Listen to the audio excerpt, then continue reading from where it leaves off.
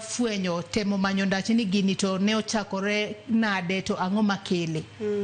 Koro manatieko form 4 koro donjo mana biro Nairobi na dhi campus.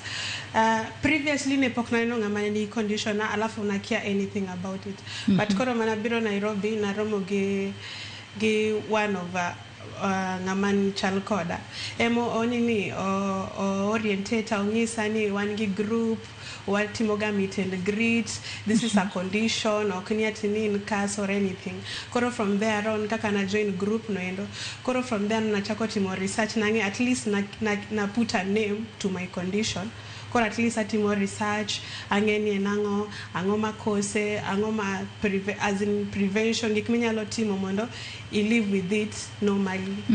A prevention kanyo maybe say yudango nikech gino ma bende ji yuago ni en yedhe ma chemo kitiyo godo gin yedhe mage to yudo gichalo nango.